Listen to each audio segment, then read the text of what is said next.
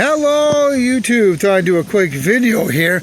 If you've been following my YouTube channel, I just posted the other day my dipole using conduit mounted vertically. I posted that video, and now we're going to do the same dipole, but we're going to use copper pipe this time. I wrote down what the readings were. I got a little notebook with me.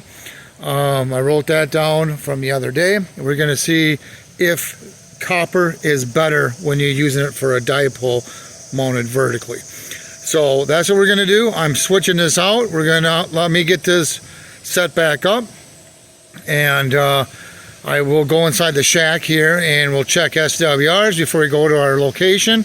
And just to let you know, this pipe from here to there is 2 feet. So, obviously this is GMRS frequency. Although you can make this dipole work with GMRS, ham, business band, etc. I will have a kit available. I'll post that link down below where you can sign up to get notified when it becomes available. Like I said, I'll post that down below. But yeah, that's 2 feet out. And then I 3D printed special little brackets here to kind of help support it with a PVC. And that's another thing I want to mention. This is a PVC pipe. This is a PVC pipe. This section here is also PVC pipe, but this is steel from here on down. So just to kind of let you know how I have this set up, if you're wondering.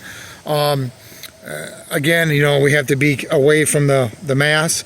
So 2 feet should be a calculate. Should be about what it is for GMRS. And that's what it was in this other video that was conduit. So just want to point that out. And that is it. So let's go ahead and get this set up. And then when we'll check the SWRs in the shack, and then we'll go from there. So I'll be right back. Okay, we are in the shack now. We got the analyzer hooked up to the copper, half-inch copper 5.2 dBi dipole. And looks like we're getting 1.488. Good enough. I wrote down the conduit half-inch dipole was, and the other video was 1.420. So good enough, close enough. What we're going to be doing here is we got the simplex repeater set up. This handheld is hooked up to this laptop, and this handheld is programmed that repeater frequency, and we're going to record and play back everything we say on the airwaves. I'm also, if you want your own test, to be able to do your own test, my interface board that plugs into the Retevis RT97S or the Retevis RT97L or the Midland MXR10 can also do distance test recordings. It can do Zello, it can do repeater ID, it can do weather announcements, and it can do a secondary announcements. So I'll post that link down in the description below. I will also post a link to this dipole kit. You can sign up and get notified when it becomes available. So check out those 2 products there. And what we're going to do is we're going to hop in the vehicle. We're going to go to the same location, and we're going to see. I wrote down in my notebook what the copper or what the conduit one was the other day. Like I said, this is the same kit. The only difference is we're using copper, half-inch copper instead of half-inch conduit. That's the only difference between these 2 antennas. Now I'm going by what I did the other day in the other video. And like I said, I wrote down some notes so I know what the S readings was. So once we get out to location, I can share that with you. And I'm also going to post a link down below to those videos if you want to watch them yourself. So let's go to the location. I'll be right back. Also too, I like to make note before we get out to location. Today's a little bit, kind of, there's some clouds just like it was the other day.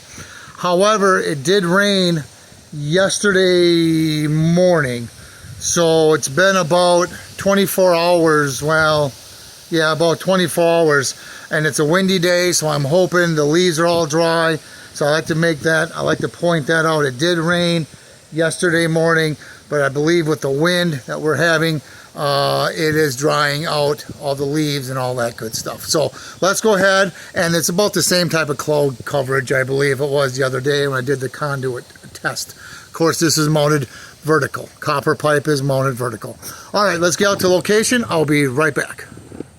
Okay, here we are at the location. Now this is 2.86 miles as the crow flies. So we're doing the 1/2-inch copper dipole 5-force 5.2 dBi dipole. So let's see what we get with the mobile here. Radio check, 1 2 1 2. 1/2-inch copper dipole, 1 2 1 2. Check, 1 2 1 2. 1/2-inch copper dipole, 1 2 1 2. Looks like a pretty solid 7.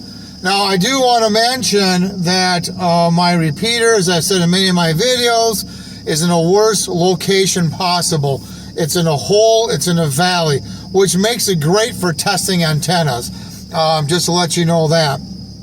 So that you kind of are aware of that. Now, according to my other video, the conduit version of this only got about a 6 bar. So this is giving 1 more bar stronger than the conduit version. Now, here's something interesting. I also looked up the copper J-pole that I did in the same location. It's about the same type of day, and that did between 6 to 7 S readings. So this seems to be doing just as good as the J-pole, at least the version of J-pole, my adjustable SWR one. So some good, I'll post the links to those videos down below so you can watch them yourself. And I'm going to show you here, let's show you this before I forget that I am at the same spot. There's the ATV sign. So I am at the same spot. In those videos, I'm in the exact same spot. Let's try this one more time. Radio check, 1 2 1 2, testing the 1/2-inch copper dipole GMRS version, 1 2 1 2.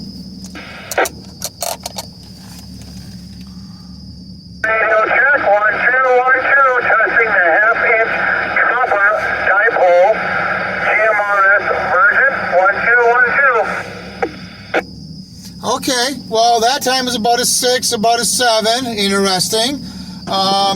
So let's go ahead and do it again. Now, if I remember correctly, we saw a bigger difference when it was the J-pole than it was with this dipole, it seems like. Let's try this one more time. Radio check, 1 2 1 2. 1/2-inch copper dipole test.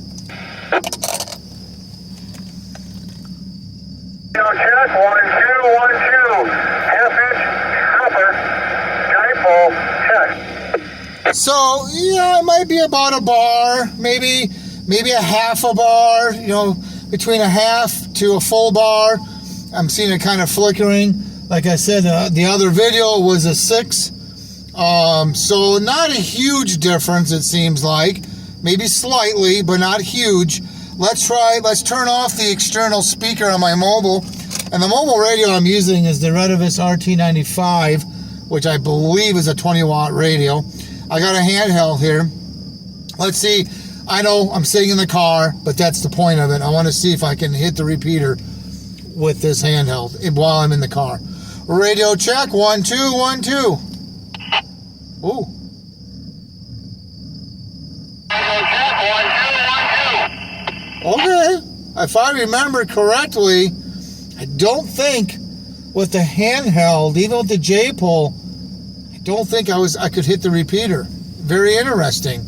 Let's try that again. I'm sitting in the car, no external antenna on this handheld. You can see the S reading on the mobile there. Let's try that again. I didn't even look at that, to be honest. Let's try the handheld. Radio check, 1 2 1 2. Radio That's about a 6, and I'm in the car, so that's pretty good. And the handheld that I'm using, let's kind of show you this, is the Retevis RT85 that I use in a lot of my videos. Like I said, there's no external antenna on this handheld. Let's do it one more time. Radio check, 1 2 1 2. Testing the 1/2-inch copper dipole, 2.86 miles away as the crow flies.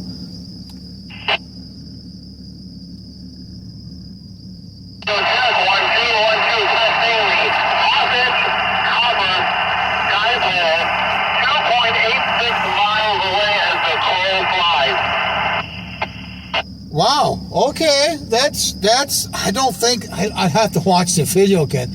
I don't think my handheld, while I was in the car, I think it hit the repeater, but it didn't have any audio, if I remember right. Let's open the car door here. And let's see, I'm gonna put the radio in my other hand and kind of lean out the door here. Hope my headphone cord is long. Let's try this. Radio check, 1/2-inch copper dipole test. Leaning out the driver door here. Antenna is outside on the handheld. So check, 1/2-inch copper dipole test. Leaning out the driver door here. Antenna is outside on the handheld. Okay, I think that's working really good.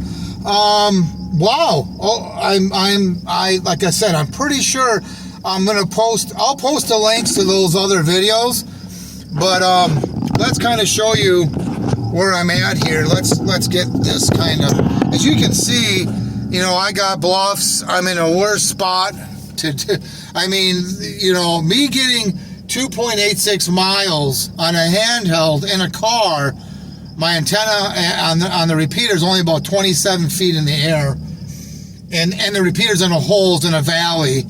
I mean, wow, I think that's doing really good. So yeah, I'm really impressed with this dipole. Like I said, I'll post a link down below here. Man, this must be a busy back road all of a sudden. Go figure, because I'm doing a video. That's why. Unbelievable. All right, so let's try it one more time with the mobile, and then we're going to, let's see if we get radio check. 1 2 1 2. Oh, I gotta turn on the external speaker. Radio check, 1 2 1 2. Yes, still about a solid 7. You know, it was flickering there in a couple of tests I did. Radio check, 1 2 1 2. Radio check, 1 2 1 2. Yeah, she's a solid 7 on a mobile. So it looks like maybe this antenna might receive better than the J-pole, according to my tests. I know it's not real scientific. I know it's not, you know, real accurate, but at least you kind of get an idea. So there you go. I'll post the links to the J-pole, or well, actually I can post a link to the J-pole kit, the dipole kit. I'm still working on that. You can sign up to get notified. This dipole is working really good.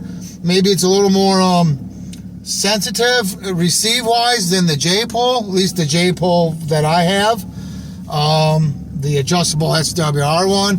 But this dipole seems to be working really, really well.